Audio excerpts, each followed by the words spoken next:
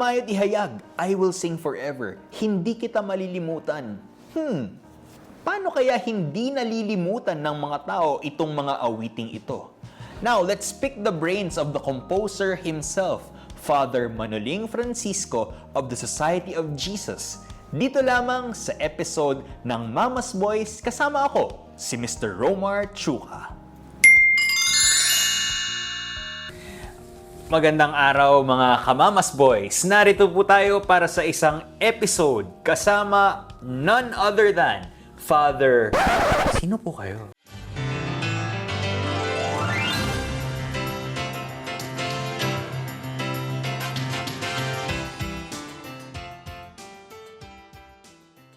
Ang gabi po sa kanilang lahat. Ako po si Father Manoling Francisco. Ang buong pangalan ko ay Father Manuel Simplicio Valdez Francisco. Kahindik-hindik ang Simplicio. Kaya tawagin niyo akong Father Manoling na lang. Hindi natin malilimutan, no? ang last name na yan dahil kilalado din po sa mga liturgical music at sa mga music na iyong mga kinocompose. Pero speaking of hindi kita malilimutan, Father Mano, no? Pwede po bang ikwento ni... Kasi ako bilang isang sibolista rin, dahil kayo rin po ay mula sa Dulaang Sibol, under kay Mr. Pagsi din. Aside from your other organizations ng high school, no, na pwede nating makwento later. Pero ako, gusto ko pong marinig yung inyong perspective. Paano po naikanta ng isang Basil Valdez ang hindi kita malilimutan? Saan ang galing yun? Kasi if you look into Bayan Umawit, hindi naman sa pagpapromote ng Bayan Umawit, ang nakasulat doon ay, I think, Onofre Pagsanghan and then class of 1A and then Manoling Friend. Ano yun? Bakit may klase? Okay. Po. Ano pong kwento nun, Father? So, may patimpalak kasi kami sa Ateneo High School. Yung patimpalak awit pang misa, taunang songwriting contest. First year high school kami noon at hinikayat kami ni Mr. Pagsi, Mr. Lofre Pagsanghan, aming class moderator, na makilahok.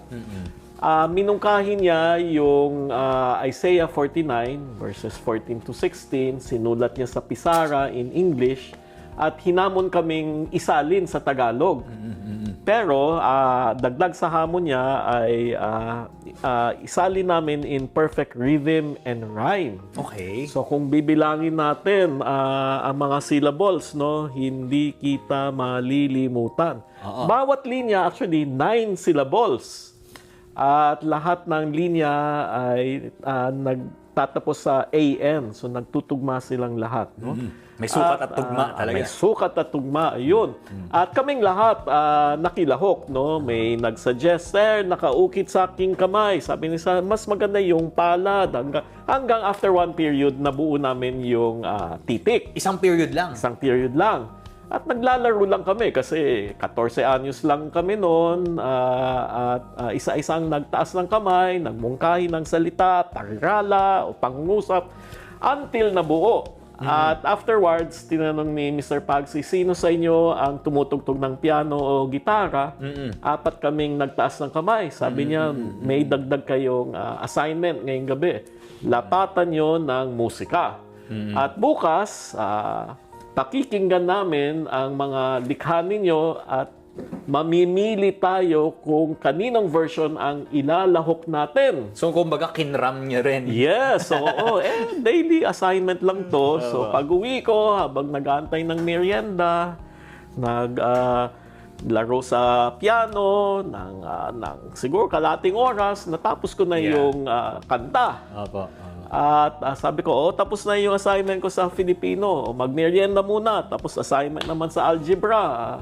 So, it was just one of those assignments. Hindi ako sinaniban ng Espiritu Santo. Hindi ako naiyak. Walang cancer yung nanay ko. Kala kasi ng iba, no, sinulat ko para sa nanay kong may cancer. At talaga may nagsasabi po? Oo, hanggang ngayon buhay pang nanay ko. Kaya just to get the record straight. So, wala talagang religious experience sa pag-compose ng musika. Kinabukasan, inawit namin yung version namin.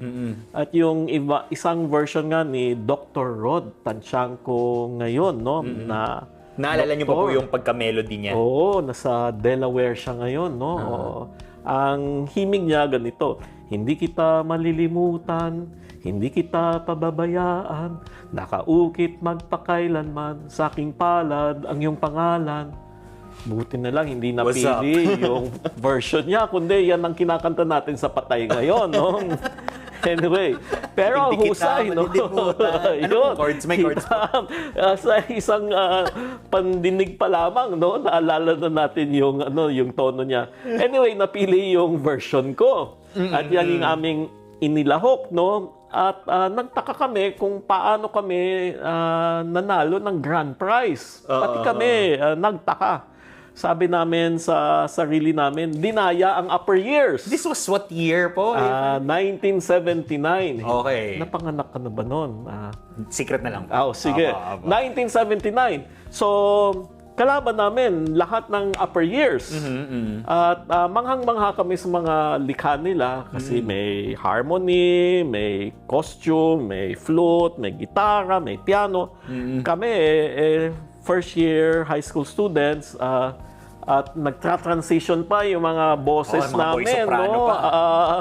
Na biglang magiging tunog palaka. Nakatayo lang kami in harmony at kinakabahan. Kaya nagulat kami nung nanalo kami ng grand prize. Kasi hindi namin na-appreciate yung kanta way back then. It was too simple for us. At wala pa kaming karanasan sa buhay. And yet, nung PTA, inawit namin para sa nanay namin, nag-iyakan sila sa loob namin. Syempre, mga nanay naman namin yan. Kalulugdan nila, kahit anong ialay ng mga anak para sa kanila.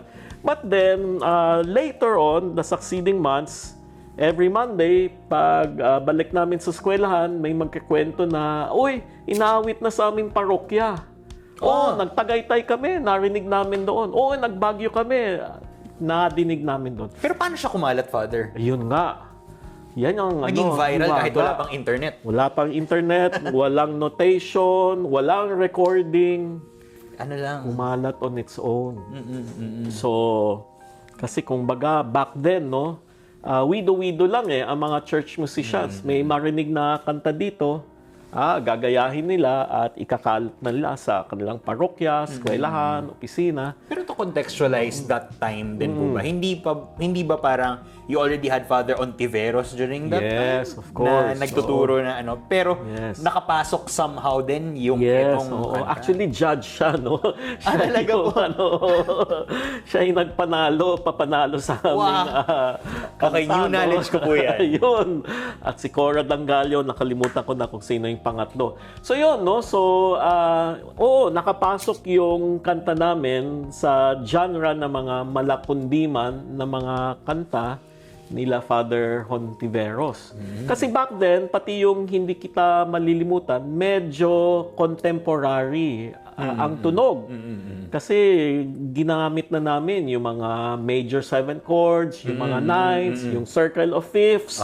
So, Naisip mo yun nung ginagawa mo po, Father? Hindi, kasi yan ang kinalakan ko eh. Kaya iba yung tunog. Kaya nung nagtaka ako, nung kumalat siya, without any recording, without any notation, nandito yung kamay ng Diyos. Naging malinaw sa akin na ang Diyos ang kumilos dito. Siya yung ginamit lang kami, mga kabataan noon, para mabuo itong kantang ito. At nung kumalat nga, na sabi ko, siguro, dito ako tinatawag ng Diyos na magsulat pa rin ng mga kanta na accessible sa mga kabataan. Kasi medyo iba na yung hinahanap na tunog ng mga kabataan. Kasi yung Metropop, yung Pinoy sound, umusbong nung 70s, 80s. Ito yung mga VST, yung mga ganyan. Sila Basil, sila Haji, at iba na yung tunog, hindi na kundiman. Ayun. So, yan yung naging simula sa patuloy namin pagsulat ng mga awiting pangmisa ni Norman Agatep, na classmate ko, at ni John D. Arboleda, yung lumikha ng tono ng Anima Christi and Praying for Generosity, na batchmate namin, na subukan namin lumikha pa ng mga pangmisa na kanta na kalulugan at ng mga kabataan back then. College po kayo naman nito. High school kami High school. noon.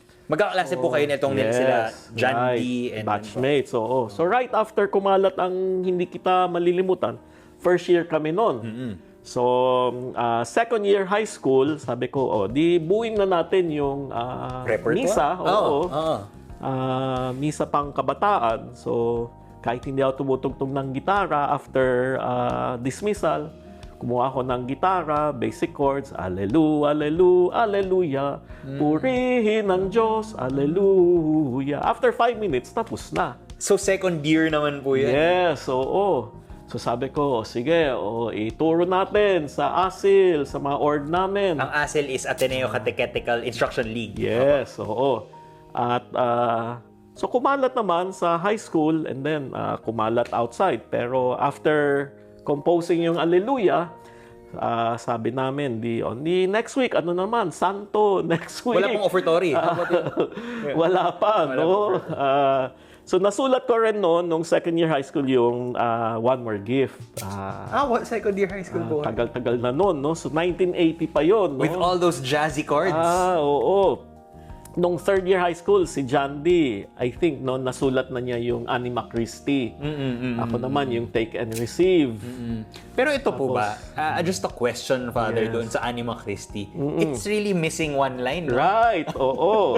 Opo. Totoo. Tapos nung friends pointed out to us, kumalat na yun kulang ng blood of Christ, inebriate me. Lasingin niyo ako. Ayun. So, ang ginawa namin, sinubukan namin, i-revise, isingit. Ay, nako, kahit anong gawin namin, hindi na maisuksok yung isang missing verse. Kung kaya, sige na lang, Ecclesia Supplit, Holy Spirit ang bahala magpuno ng pagkukulang. Ayun.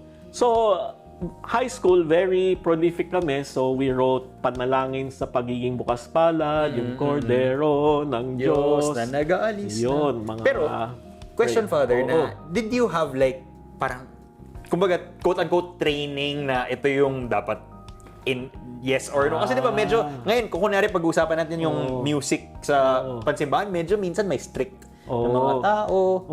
Nagkaroon ba kayo ng parang itong knowledge na to gamitin natin para... Wala kaming training at all sa liturgical music principles. Opo. Kaya nga yung Cordero ng Diyos, yung Jazz Waltz, 3/4 pa rin siya. 1, 2, 3, 1. Pero jazzy siya, no? Pati yung chords niya, Kasi A major 7 po ata yun, di ba? Galing, And then D major 7. Yung kay Father Hontiveros, yung Cordero ng Diyos na nag-aalis, pang baile na 3/4. Ang nasa isip lang namin, sige, di 3/4 pa rin, masayahin, pero mas contemporary ang beat.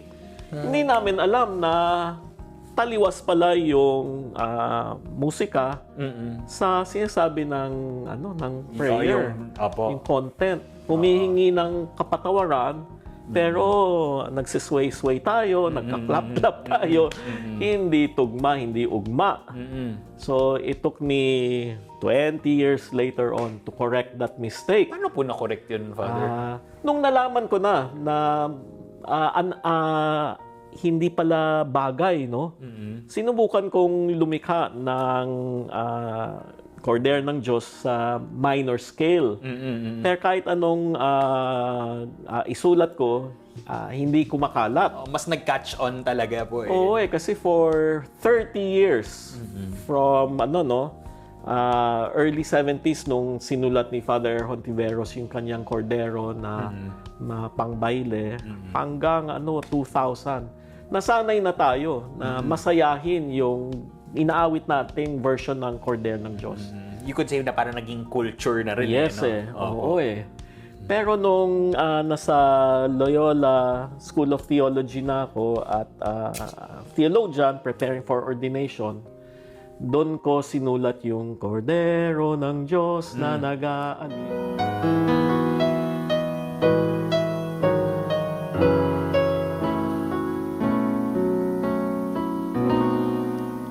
Kordero ng Diyos na nag-aalis ng mga kasalanan ng mundo. Maawa ka sa Ang tawag ng mga musikero dyan yung 9E. Okay. Alam niyo kung bakit, Father? 9E9. 9E. Oh, Kasi yan yung nasa lumang bayan umawit kapag bubuksan mo. O yung 9E. Okay. Yung Oh, 9E. sige. Ayun. So, nung sinulat ko yun, hindi siya minor key. Tapos, ano? E major 7 naman. Oo. Ay, E key of E. Yes, oo. Pero malumanay at maramdamin, no? May mga diminished pa po ata, di ba? Konti, oo. So, nung sinulat ko yun, ako mismo, very moved. And I would sing it, usually after writing a song, awitin ko lang muna siya sa sarili kong isipan Opo. habang naglalakad sa campus. Pati ako naluluha noon, no? Kasi the song spoke to me very profoundly. And then when I shared it with choirs here in Barangka, in Pansol, nearby, bigla siyang kumalat. Ibig sabihin, para sa akin, learning experience yan eh, na the people resonated with that version. For them, it was the more apt or appropriate version of the Lamb of God. Pinoy na Pinoy pa rin, pero contemporary sounding at tugma sa mood ng lyrics. Maawa ka,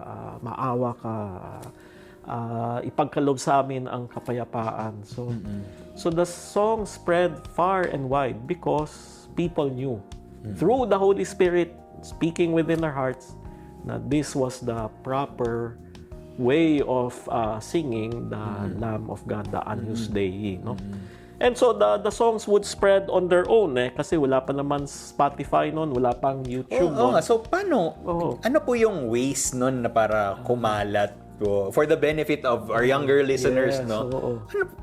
Paano po siya? Ayun, so pag may narinig sa misa halimbawa sa Ateneo College chapel po. College chapel or high school chapel, tapos yung ibang mga musikero doon, babaunin nila sa mga parokya nila, o yung Marinol, Miriam ngayon, at yung mga Assumption, ihihiramin nila, ikakalat din nila, mga mother and kaibigan, maririnig nila, ikakalat nila sa mga kongregasyon nila. So, simply by, kumbaga, word of mouth, by widow. And that's how Basil heard of Hindi Kita Malilimutan. So that's where full circle moment. Yes. Ano po? Kasi narinig niya sa Cathedral ng Baguio. Inawit Layo yung ng Hindi natin. Kita Malilimutan. 1984. So 5 years after we wrote the song. And he was moved by the song and he instructed his manager, ay paki-trace nga sino ba nagsulat nito. Ayun, at nahanap nila ako, pinuntahan sa bahay. Ayun. Kung yan ang dahilan kung paano siya naging first professional recording ng Hindi Kita Malilimutan by Basil Valdez na ilabas noong 1985. Pero by then, the song was already being sung all over. But when he recorded his own version, ayun, naging pangpatay. Oo nga, so yun din po parang ever since nung natutunan ko yung kwento pong yan, I've been convincing my friends na yung Hindi Kita Malilimutan, hindi naman talaga pampatay. Hindi diba? talaga, oo. So how do you is it mitigate or how do you reconcile that fact po? Unang-una, communion song talaga siya. Kasi love song ito ng ating Panginoon sa atin. Yes po. Sinasabi niya sa atin, kahit talikdan na kayo ng buong mundo, pati ng nanay ninyo, ako bilang Diyos ninyo, hindi ko kayo makakalimutan, hindi ko kayo pababayaan. So communion song siya. And then naging graduation song siya. Kumbaga, hindi ko kayo, mga guro ko, classmates, malilimutan. naging send-off song sa mga OFW. Hindi ko kayo, mga kapamilya ko dito, hindi ko kayo malilimutan kahit nasa Saudi na ako. Naging wedding song. Okay. Hanggang naging funeral song at doon na napako. Kung kaya't basta may kumanta na ng hindi kita malilimutan sa misa, nagtitingin na mga tao, sanang patay, no? Naghanap ng bangkay, ng burol. So naging funeral song. Sa akin, okay lang yon kasi Okay lang. nung una, na medyo naasiwa ako, bakit ginawang pampatay. Pero habang tumanda ako, naging malinaw na when you write a song and share it with the church, parang anak yun, wala ka ng control sa buhay niya. May sarili na siyang buhay. And how people will embrace and interpret the song is beyond the control of the composer. So a community will embrace, appropriate a song and make it their own and sing it in their own way. So sometimes may electric guitar, may drums.